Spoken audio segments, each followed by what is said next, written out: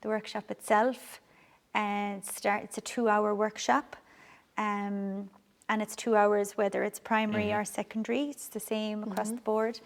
And it starts off, so at the moment it's all happening online. So maybe I'll talk about how it is for an in-house, an in-person workshop.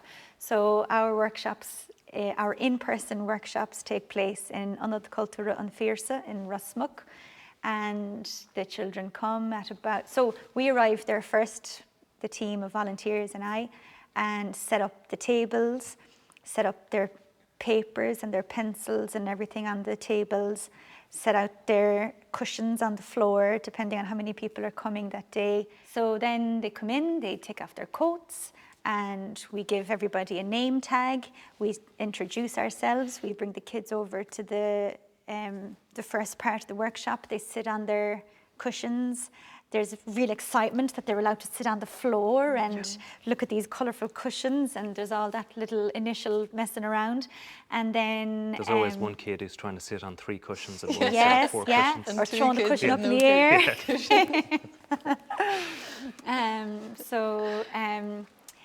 Then we have a little chat, a general sort of a chat. Do you like books? Do you like reading? What kind of books do you like? Do you like computer games? Try and get everybody involved. And then we say, okay, well, today we're going to write a story. What do you think we might need to write a story?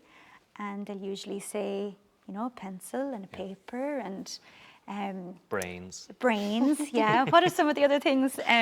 There's some priceless ones that come up, like commas. Yeah. Capital letters. Yeah, capital letters. Yeah. Once you say yes to one of those, then a whole lot follow, like. Yeah. But yeah, after that list, we actually talked to editor McConkey at that stage. Okay. So our cranky editor will be in Dublin behind a wall. So the facilitator will knock on the wall and talk to editor McConkey, who usually says, well, why are you disturbing me this morning, Mark?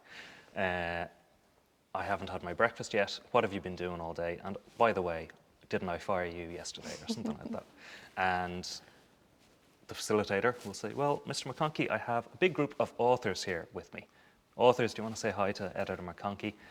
Hopefully everyone will shout. And McConkey will say, they sound like kids, Mark. Why do you have a load of kids, stinky, smelly kids in my office? And from there, he'll say, kids can't write stories. What are you doing? We convince editor McConkey to read this story, which we're about to write as a group. And he says, oh, fine, I'll read it. And he goes away about his McConkey business. And the groups really love that. It's kind of like a pantomime character to react against. That's the role McConkey fills. But then we'll kind of move on. You were about to speak, Brí Crasa, about the voting, how the story actually begins. So we tend to start by deciding on a main character, and we'll get 3 or 4 different options from the group, write them up on the whiteboard, or online we'll share a document on the Zoom chat or whatever. And 4 options will get put up, and then voting happens. In Dublin and in Wicklow and the other centres I've been involved in, that usually happens, everyone closes their eyes, and there is a foam finger which wags at you if your eyes open. Only just wags to tell you. at you? Only Oh, wags dear. at you. So then we have the voting, and we have the main character. So there's 4 there are 4 pillars, I suppose, that we all follow. The main character's greatest wish, the main character's greatest fear, and the main character's best friend. And once we have those 4 pieces, once we have those 4 bits of information, we can crack on and start the story then. So do you want to talk about what happens next? Yeah, well, this part is, the whole first half of the workshop is all like collaboratory. Everybody's working together to write the beginning of the same story. But they don't actually have to write anything, like their hands aren't anywhere near pen and paper, which I think is a great relief for some of the children in the class who maybe struggle with spelling or with writing in general. So we've got these 4 elements, these 4 ideas that they've agreed on collectively, and we just open it up to the group. Would anybody like to give us a first sentence? And sometimes that can be the hardest part. Like it takes a little bit of bravery to be the person to go first. And they might say once upon a time, or they might say it was a dreary Tuesday afternoon, or whatever, however they start it. It always gets started. Yeah. And that same thing of acceptance again comes in. So once the first person is offered a sentence and it gets taken exactly as it's said, not tweaked to sound a little bit more correct. That is very important. And it's typed up by the typist and it appears on the board. And then I think the other children see that it's actually just that easy. Just say a sentence and they say, okay, and then and the question that I come back to and the volunteers come back to is, and then what happens? And then what happens? And then what happens? And then really a portal opens up? Then what happens? And it just gets built sentence by sentence.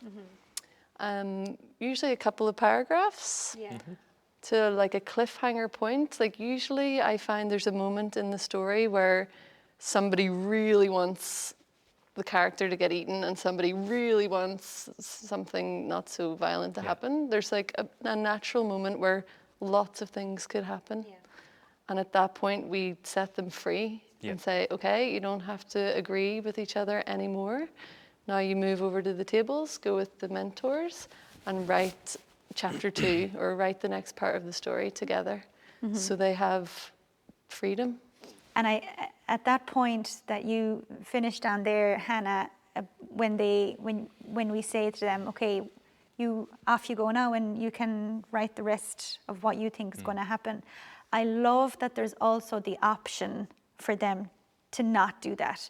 And if they want to write something completely new, off they go and you can do that. Add illustrations of their own. Yes. All this kind of stuff. Yeah, because I often find what happens, and you've probably found this as well, is that once the first half of the workshop is finished, they're kind of primed in a way, like their kind of imaginations have been awoken, and it's like, oh, okay, this could happen or this could happen, and they might not necessarily want to continue with the story that was started, but they will have something else to bring. So I quite like that they have the option. You know, if they want to do something new, they can. And then we invite them to share at some stage when it feels appropriate or when time is starting to press. We'll invite every individual who wants to share, both for primary and secondary, with all age groups. We'd always have ideally 15-20 minutes devoted to hearing other creative voices in the room. Is that the same, Hannah, for you? Yeah, it's the same. And it's my favourite part of the workshop, actually. And I love that it's like you just said, it's the different creative voices. So they all get to hear. They all started with the same story, but they have 30 different endings and they're all equally celebrated. Or 15 different endings and then 15 totally different stories and then 3 comic strips that someone's done. It's a fantastic part of the workshop. And I'd actually almost devote a whole hour, if possible, to that kind of phase, because it is just so powerful. And McConkey gets his or her comeuppance in the end, which is always good. McConkey's proven wrong in the end. And that gentle encouragement part actually is almost the most powerful. So sometimes when it really works, for individuals, it seems almost like the full 1 hour and a half previous has just been building them up to this moment of sharing.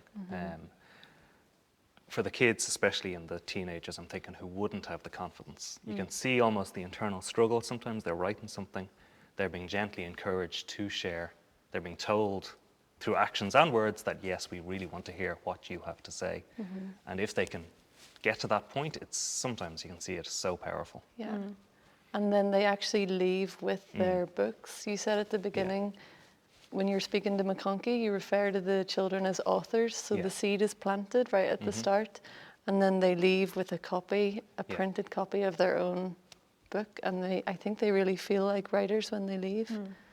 It's concrete and tangible. Yeah, it's great fun as well, isn't it? Yeah.